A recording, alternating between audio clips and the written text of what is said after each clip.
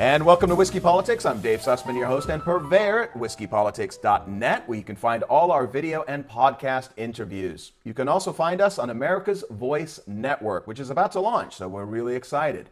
Find our videos at YouTube and our podcast on the Ricochet Network, as well as every podcast app. And if you are on iTunes, please subscribe and give us that 5-star rating, as it helps others find us. California, with its sanctuary cities, extreme progressive politics, they've turned San Francisco and Los Angeles into homeless camps, a failing educational system, high taxes on literally everything, which is forcing droves of the middle class to leave the state. Everybody looks at California, that's outside of California, and just thinks that everybody here is crazy. Unfortunately, folks, the policies that are implemented in California do move eastward. So to talk about the not-so-golden state is the Republican congressional candidate for California's 52nd District, Omar Qudrat. Omar, welcome. Great to be on with you, Dave. Thank you for having me on. It's a pleasure. You're a former Pentagon prosecutor, the son of immigrants from Afghanistan. And listen, I hate identity politics, but we have to start with this. In this world we live in today, you may become the GOP's first Muslim American member of Congress. Why is that important? Not important to me, but to the extent that it says something positive about our nation, says something positive about our party, and actually not just positive about our party, but just accurate about our party, which is we don't care about identity. We are a party that does attract a very wide range of people. The difference is that our party's not really paying attention to it. The reason why I was endorsed, and this is the best part of it, I was endorsed overwhelmingly by the Republican Party of San Diego County. I'm the only candidate that's endorsed in my race by a member of Congress, in my case, multiple members of Congress. And guess what? It had nothing to do with my ethnicity or religion. So that's really why I'm proud of the Republican Party. We really are a merit-based party. But look, we are in a situation right now, especially with this cycle, Republicans are not going to get attacked on policies or achievements, because it's going to be pretty hard to argue with the unemployment stats going down, ISIS nearly militarily destroyed, veterans being taken care of better than they have been in a long time, military getting stronger, stock market record highs over and over again. So they're not going to go toe-to-toe with us on that. All they're going to do is attack us as being racist and bigots and ignite emotions, ignite social tensions, try to get past these 7 months and try to get Nancy Pelosi to be the speaker. They're going to have a hard time doing that with me. Polls are showing congressional generic races tightening. I know it's a district by district thing, so generally those polls are a little bit hard to read. But I think the latest number is Republican +6, which is really surprising considering how much headwind this administration and the Republican Party have had with the media and the deep state and everything else that we're seeing. What are you seeing currently right now in your district, which is, by the way, San Diego, correct? That's correct. So my district is a true toss-up district. The voter registration is approximately 33% Republican, 33% Democrat, 33% Independent. The short version, the summary is, this is a district where people really will choose the best person for the job, and won't necessarily get really deeply partisan and just vote for someone who could be bad for the job, but just on party lines. So with this whole hashtag blue wave, I mean, these kinds of myths really backfire, I think, on the Democratic Party, because they put out, I think they're getting high on their own supply. They're putting out these, fake numbers, fake ideas. And then, look at where we are now. Generic ballot test after generic ballot test, this whole thing gets just blown up in their face. And there's a big credibility loss there. Going to be really hard this cycle to argue against the accomplishments that we've had in the past several months. Who is the Democrat in that district right now? His name is Scott Peters. Okay. And, yeah. And what I don't know much about San Diego politics, and for our guests, listeners, as far as his politics goes, where does he stand on things? Well, there's a reason why, if anyone who's listening or watching hasn't heard of him, it's because he doesn't do anything. And his politics, if he does take a stand on anything, it's deeply consequential, and he's on the wrong side of history every time. So here's a situation here on the ground. We have the second largest homeless veteran population in the nation here in San Diego. This is a character question for our nation. Ironically, we have one of the largest per capita, veteran retired communities and huge military presence. Who's responsible for service members? It's a federal government, period.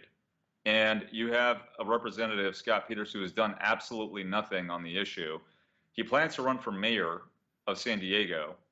Word's kind of out on that. It's just an open secret now, and he's just using his office in Congress as a staging ground. He's voted for the Iran deal, and we could talk about Israel in a minute. Yeah. He has stated publicly, months ago, as President Trump was and the administration was doing its best to try to bring a lasting peace with North Korea. He went out and had a town hall here and said openly, that the United States lacks the technical capability to neutralize North Korea's nuclear sites. Now, that is, first of all, I don't know where he got that information. I used to work for the Department of Defense. It sounds like that came from a briefing like that, but this is so revealing. He's telegraphing to our enemies what capabilities we're lacking that are so consequential. And this is just the kind of thing that kind of reveals who he is. He doesn't know what he's doing. He undermines our friends. He empowers our enemies. He's doing nothing for veterans, and he's not even interested in the job he's in right now. Lastly, and I just want to say this about so many Democrats here in California, they themselves have never been subjected to any of the policies they're proposing. There's not one national or state issue that'll affect a guy like Scott Peters. So he doesn't know what it's like for so-called minorities or the least well-off to be jobless. He doesn't understand what it's like for his economic policies that are basically in line with Nancy Pelosi and Jerry Brown, and how it actually affects real people. He has no national security background. He's just completely clueless, and he's a professional politician. Okay. So that is obviously one of the things that I want to talk about a little bit here, and that is one of the most important things, and that in my mind is always about national security. And I want to touch upon international politics about Israel in just a couple of moments. But you're in San Diego. This huge news about MS-13 and Trump, calling them animals, and you're on the border. You're in San Diego. And, there's there's the metaphor that's being continually used, and we can talk about Israel and Hamas in just a moment. But, if Hamas was throwing bombs over, the border into San Diego, do we have a right to defend ourselves? It seems that the Democrats always manage to put their foots in their own mouths and then double down, calling the president out for labeling these child rapists. I'm referring to MS-13 now. Murderers, with this somewhat mild epithet, animals. Is for what ends? Are they going after the illegal alien vote, or is this just another sign of their attempt at making everything a moral equivalence? It goes back to what I was saying about the strategy of the Democrats this cycle is not to talk about policy. If they can conflate anything that we say or do and accuse us of being bigots and racists, that's what we need to expect them to do. So MS-13, I'll tell you where I grew up. I grew up in a neighborhood that had a serious gang problem in Los Angeles. I was born and raised to immigrants from Afghanistan. We had the full American experience, fought really hard, and Dad ended up becoming very successful, and American dream and all that. Should be nothing unusual about that. But my upbringing, my childhood was in a neighborhood where you had gangs that were similar to MS-13. They existed to advance a criminal enterprise. They recruited children into, gangs. By the time 4th and 5th grade in my elementary school, kids were already sort of recruited to the future gangs. I will tell you, these gangs are extremely violent. What they do would shock the conscience, not just in terms of their criminal activity, but the way that they basically steal lives from early ages and take away, subsequent generations of American kids by the time they're in elementary school. Calling MS-13 animals, I think, actually is pretty mild. And to the extent that we can keep people's focus on the facts and keep ourselves from being accused of being bigots, I think that's going to be the real sort of battleground, is let's just keep people focused on what it is we're doing and why we're doing it. I received an email from a listener who asked how we get such interesting guests on our show. First, our intrepid producer, Melissa, is amazing. And secondly, we are in a new age where content is no longer controlled by biased corporations who decide what you should hear. At Whiskey Politics, our focus is the long-form discussions with brilliant minds, insiders, and newsmakers who, whether you agree with their politics or not, all have had an impact on our culture, politics, and society.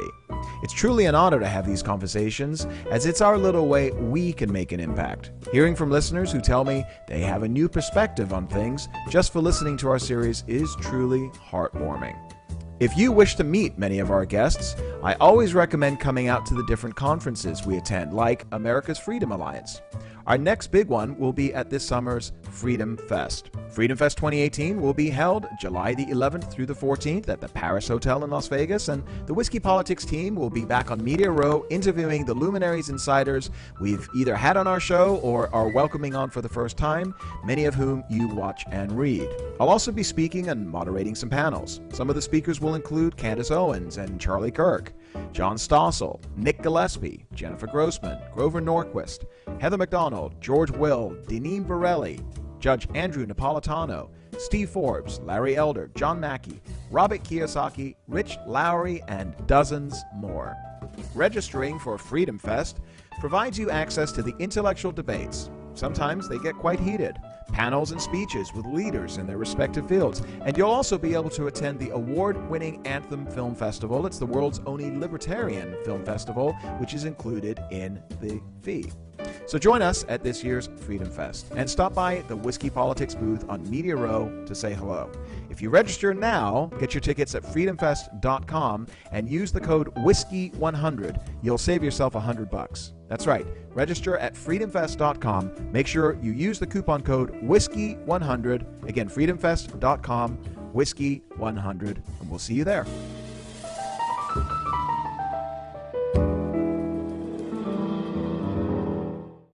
One of the biggest issues that you're dealing with in California right now is the fact that there are these sanctuary state laws that have been implemented by Jerry Brown and the Democratic Assembly and Senate.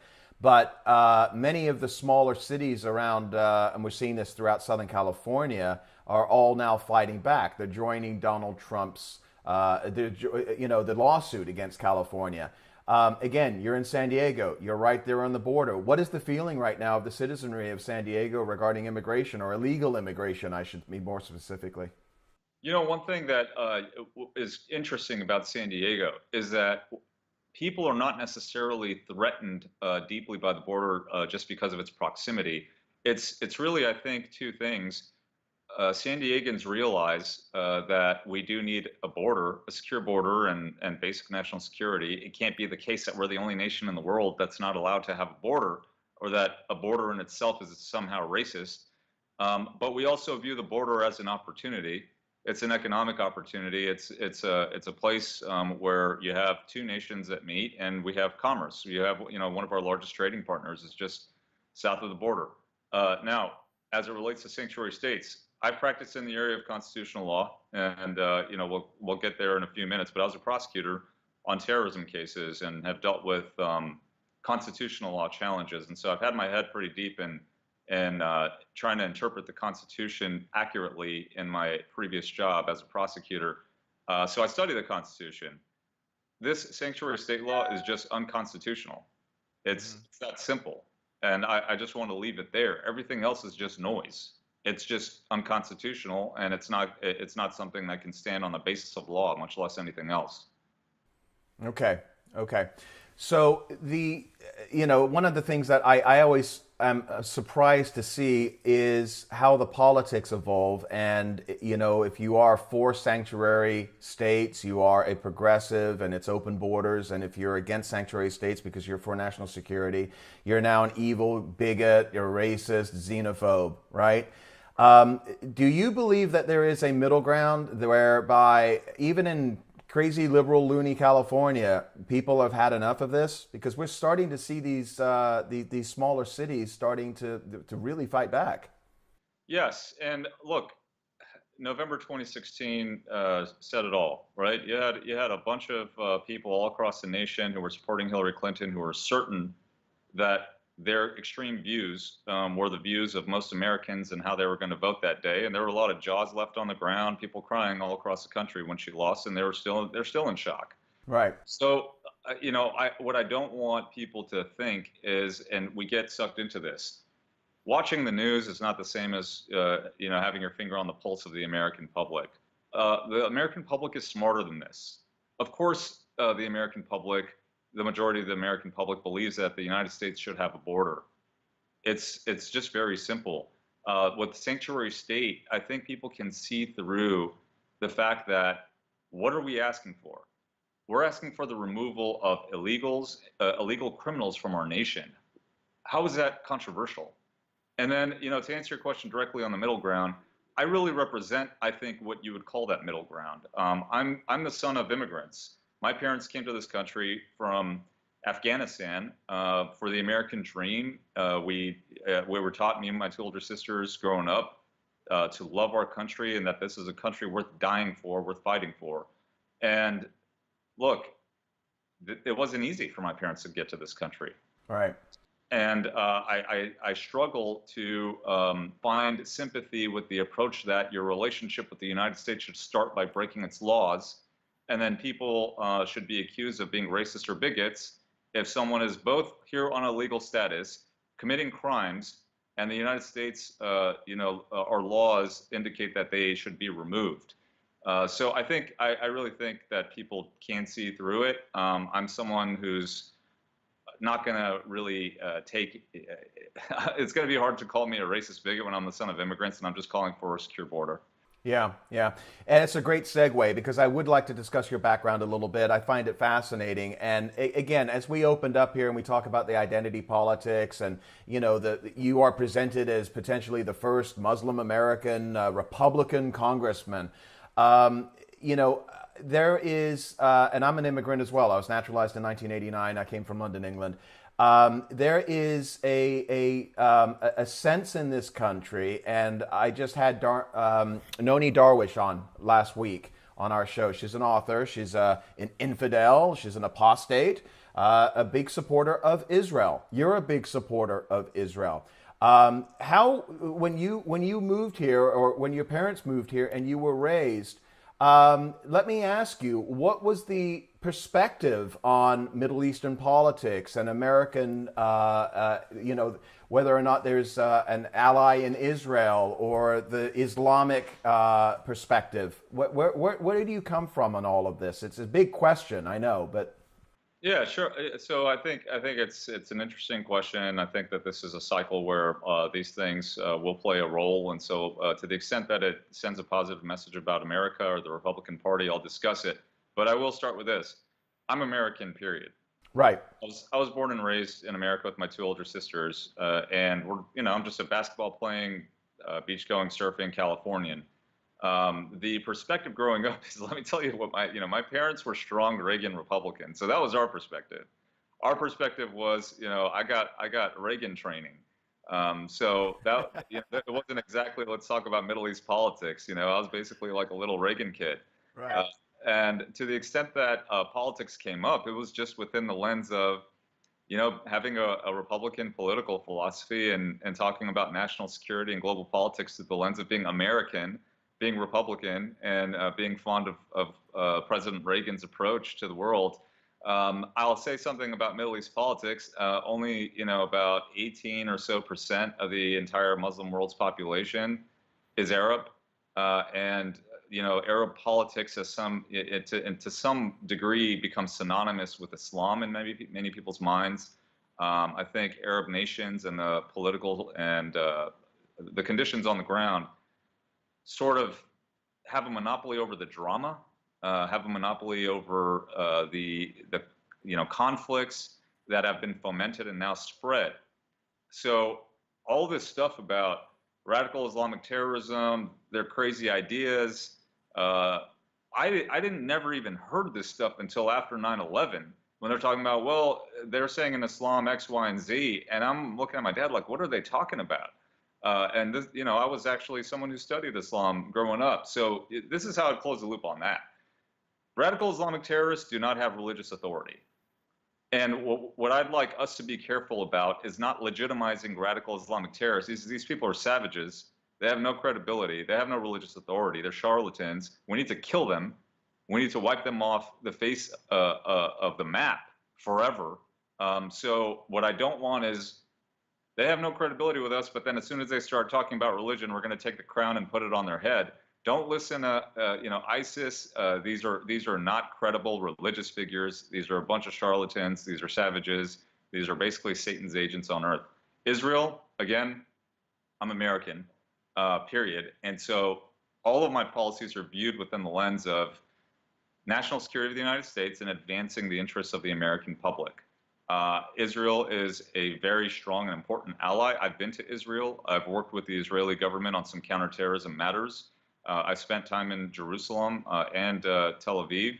And Israel is a friend to our nation. I saw the last administration undermine our friends and empower our enemies. And I'm blessed. I thank God for having basic clarity of mind when it comes to fundamental things in foreign policy. My position on Israel is out.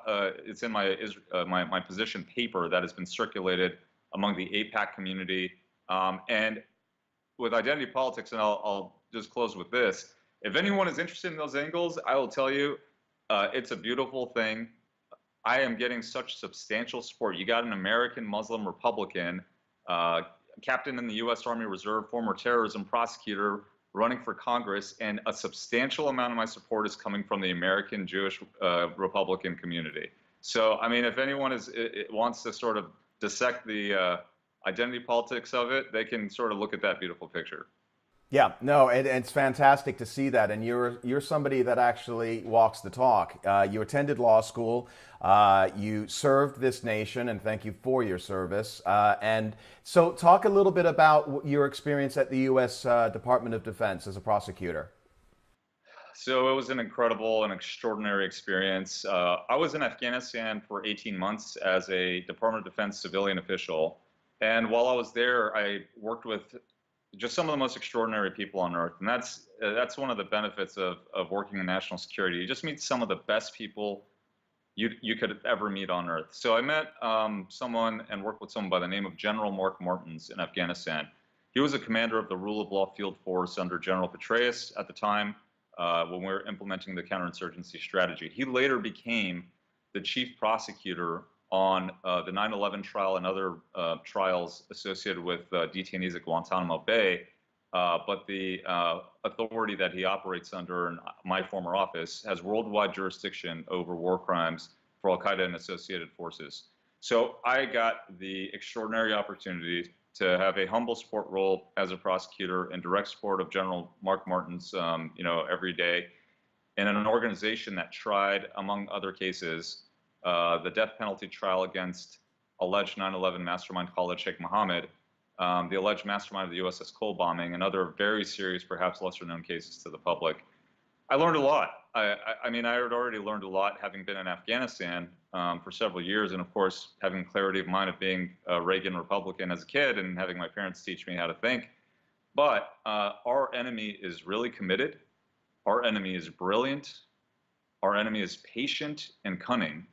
And we cannot underestimate this enemy. We also have a lot of members of Congress who just are not up for it. Our enemies can run circles around so many of our members of Congress. And we really are going to need people who understand the reality of the world, both economics, how ordinary families live, and national security. You say that when you came back to California after serving, it was in much worse shape than when you left it. What are some of the biggest problems California is facing right now? A small business exodus. Mm-hmm. There are countless people that are on a day-to-day basis here, either contemplating or implementing plans to move out of our state because it is untenable to be a risk taker or an entrepreneur. Guess what else that means? The job creator leaves. So when the job creator leaves, either jobs don't come into existence that might, or jobs go with them. And who gets hurt the most? The least well off. The least well off in this state are disproportionately reliant on jobs from small businesses. This is why this is really why I'm Republican. I grew up and lived these failed policies and was looking around at so-called minorities. These are supposed to be the natural constituency of the Democratic Party getting hurt the most. by the policies of Democrats.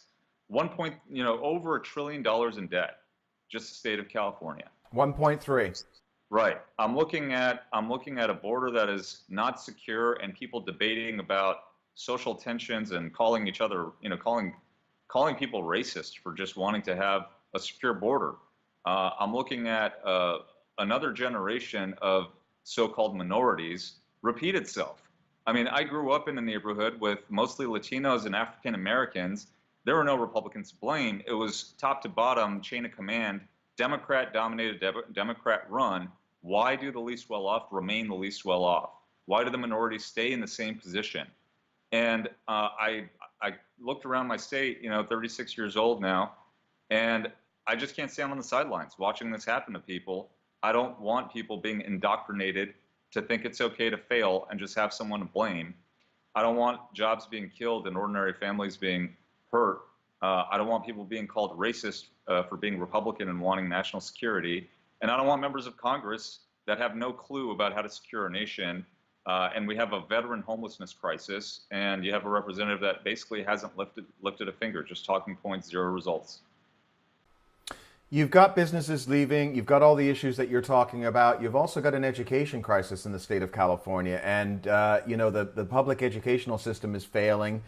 Kids that are graduating are unable to read and write, and they're getting into colleges. And, there's more focus, seems to me, from my perspective, and correct me if I'm wrong, but I've got two sons, one in high school, one in middle school. It's more focused today on social politics and identity politics and gender politics and whatever it may be than it is reading, writing, and arithmetic.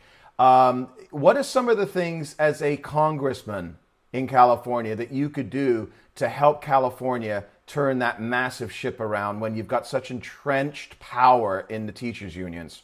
That's right. So I'm not naive enough to think that I'm going to be able to transform that entrenched power system in the unions from releasing their stranglehold over the future of our children. But just to give you a couple quick data points, reading and math comprehension for our fourth graders in California is in the 27-28% range. Our schools are rated among the worst and last on the list, close to last on the list of all 50 states. This is the sixth largest economy in the world. There's just no excuse for this. But what you got to do is understand that your economic policies here have to be inextricably linked to education, because here's the situation for our kids. They're either going to come out of school uneducated and jobless, or educated and jobless with a ton of student debt. So what can I do as a member of Congress is I have a platform as a member of Congress once I get elected to bring about the sorts of ideas that can at least offset the damage that is being done by this system. Kids have an unprecedented relationship with technology that is completely untapped and unharnessed. So while we're trying to transform and change this entrenched system that continues to fail our children, what I want to do is have our kids trained on two core technological competencies, starting from elementary school. Marry that up with online entrepreneurship by the time they're in high school. Parents complain that they're on their phones and smart devices all day. They have an incredible capability, natural capability with it. Let's lift all our kids into economic viability and families into economic viability by getting them to be able to generate money doing what they're really good at, which is using smart devices with online entrepreneurship and use of technology. At least then we don't have a situation where all of our kids are basically going into another generation of poverty and families are going to continue to struggle. Meanwhile, I will be a messenger, having lived through this awful K-12 public education system in California, as someone who is going to give life experience about why it should change and give the unions and Democrats a little bit of difficulty trying to attack me for it, because I actually lived it myself. Let me ask you another question on a different issue here. It does obviously relate to California, and that is in reference to the homeless issues. It's now in San Diego, it's in Orange County, it's in Los Angeles, it's certainly prevalent all over San Francisco. These blue city policies seem to be not helping. In fact, they seem to be, making the situations worse. What can be done? And we're not just seeing this in California. We're seeing this in St. Louis and Atlanta, New York, and every other major city across the country here. What are some of the things that can be done here? Well, one thing I will point out is when you have costs of living soaring to a point that it's unreachable, jobs non-existent, and education essentially in total decline or atrophied at a state where people don't have any skills that they can match up with the reality of their environment, you're going to get some homelessness out of people who would otherwise actually not want to be homeless and they would want to have jobs. There's also a pretty significant mental health component. And the federal government has funded, in situations where it would be appropriate, mental health support for, here in San Diego, unfortunately, you have homeless people, many of whom have really deep mental health issues. And unfortunately, our police are dealing with it as a law enforcement matter on a day-to-day basis. That's really unsustainable. It's really a misuse of our law enforcement. I know that our police are not out to arrest mentally ill homeless people, and I'm sure that they're thinking, where's the leadership on this? We need more mental health sort of support for our homeless people. But again, that's that category. The category of people who find themselves homeless just because they're actually unable to have income that can sustain a life. That's something that, as a member of Congress, I would try to support through every economic policy. Tax policy, I'm going to use the federal government as a way to offset all of the burdens that California puts on Californians. What can be done? I mean, listen, you take a look at politics for what it is, and every person in Congress, 535 people, combined with representatives and senators, they have one vote. When you're talking about mental health, and this relates to school shootings, and this relates to homelessness and drug issues, and I mean, the list is chronic. It goes on and on. When you have one vote and you're representing one district in Southern California that is facing and dealing with these issues, you understand how Washington works. I understand you were you were a JAG or a reserve with the. If I'm correct, I mean you've been around. You know how the system works and how to communicate with others. Is it about educating others? Is it, if I went to Washington, D.C., for example, I would have a set of ideals as you do, right? But it's about bringing other people with you, whipping them, so to speak. Is that something that as a first-term congressperson you feel that you could do or would try to attempt to do? Because it's about the numbers, isn't it, getting these policies passed? Absolutely, and I'd add to it, you also need to be working with other members of Congress that actually went to Congress to do something, and they're not just using it as a way to advance their personal career the way Scott Peters has. So we actually need people who actually want to do something. But yeah, I mean, we do need more members of Congress that have the fundamental life experience to address some of these issues. Every day that goes by, so many members of Congress and Senate have no connection at all to a single national issue. We need a new generation of members of Congress, which I think will also thwart this really negative culture of just recalcitrance and contrarianism, where both parties feel such a divide. There's such resentment that there's a lack of a will to work together in a lot of ways. I think with a new generation, especially with more veterans, I know that if we had more veterans and emerging generations like mine, Republicans and Democrats, we'd be able to work together. I think we'd be pretty reasonable and be able to get some things done. Now, what am I going to do when I get there? I have very specific, clear policies that I know how to enact. I have pre-existing relationships with senior members of Congress. The issues that we've talked about so far, Dave, I mean, how partisan are they? We're talking about taking care of veterans. We're talking about children having a future. If you can go in there and actually be respectful, put an idea on the table so other people don't have to do the work, and you can educate them a little bit. My hope would be that if you're not just basically lobbing a grenade under someone's tent as a sort of daily method of being a member of Congress, that you'd be able to get some people to sign up. You came from a challenging background as far as socioeconomic. I've read your biography, and it sounds like you were, and you just talked about you grew up with the gangs and the violence and the challenged kids today. Many of them probably ended up in jail. Yet you had parents that provided you with the lessons, as you talk about in the Reagan Revolution. And it isn't just you who became an attorney and went on to achieve these successes. It looks like everybody in your family did as well. Your sister is a PhD, is that correct? That's right. Yeah. So, I mean, listen, as we're raising a new generation of kids, whether you're in California or Florida or New York, it doesn't make a difference. What are some of the lessons that you feel that us as a society, and really politicians, not to be a parent, but can implement or bring back some of these old lessons to our culture and our society, which could alleviate some of these problems? I will tell you the single reason why. Me and my two older sisters, Miriam and Asina, one of whom is an MBA entrepreneur, the other one is a PhD and a professor.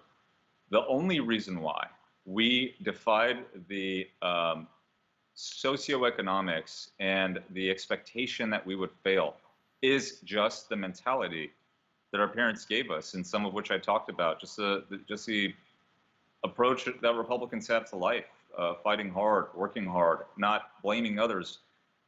I'm not sure that politicians are going to change that. In fact, I'll tell you what I'm so deeply resentful about is that I was subjected to the indoctrination, what I call the failure indoctrination, where our kids are taught that it's sort of, there's this implied expectation to fail. There are people to blame, and they're Republicans basically who are being painted as the people who are there to just ruin their lives and keep them down, and they're just put in this psychological paralysis. What I want to do is push for a couple things. I want our kids to be more emotionally resilient. I think our culture has gotten a little bit unproductive when it comes to our kids and encountering challenges, overcoming challenges. Secondly, I put no faith in politicians for lifting our kids up. What I want is a national push for mentorship. And when I say mentorship, I'm not talking about just basic mentorship like President Obama's talking about mentorship. I'm talking about these kids need people like me who live through what they're living through, who have credibility with them, who can make them feel like there's actually a real life way out. They can feel the reality of it when you can go back to your neighborhood, you can go back to the same school that you went through, and they can jump in your car and you could take them to UCLA or USC or UCSD or San Diego State University and let them see a university for the first time and tell them that they could actually go there. So one thing that I would want to use my platform for is I'd be calling on a nation of young professionals who did grow up in these types of circumstances to commit to one kid and stay with that kid, because they're not going to, some of them, they have single moms raising them who are really trying their best to provide for them. The schools are, kind of in a lot of ways teaching kids what's wrong with America every day and why they're going to fail, basically, is how their minds are shaped. We got to get in there, people like me, and commit to some of these kids and just stay with them over the years and try to give them that mentality that I got from my parents. I think that's a fantastic lesson, and we definitely need more of it. Omar, you could be found where? At electomar.com? electomar.com. Thank you so much for your time. I'd ask for all your viewers and listeners to please go to my website, electomar.com. I'm on Twitter, Facebook, and Instagram as well. On Twitter, I'm Omar Qudrat 1, OMARQUDRAT 1. My mom told me to change my last name to Kennedy before I decided to run. Omar Kennedy. Omar Kennedy, yeah. She said it'd probably be a little bit easier for me, but anyway, Well, you could be okay with Omar Kennedy. Right. Excellent. Listen, we wish you nothing but success and the best of luck, and we're looking forward to seeing that. The primaries are coming up in June, is it? June 5th. June the 5th. Okay. So we'll be watching and wish you the best of luck. Thank you for joining us, Omar. Thank you so much. Thank you. And folks, you can follow us at whiskeypolitics.net. You can also find us on social media at Facebook. Just do a search for Whiskey Politics. You can find me on Twitter at David Sussman. And all of our podcasts can be found on your favorite podcast application. And again, if you're on iTunes, don't forget to give us a 5-star recommendation. Again, special thanks to Omar Qudrat. And I'm Dave Sussman. We'll be back again real soon at Whiskey Politics.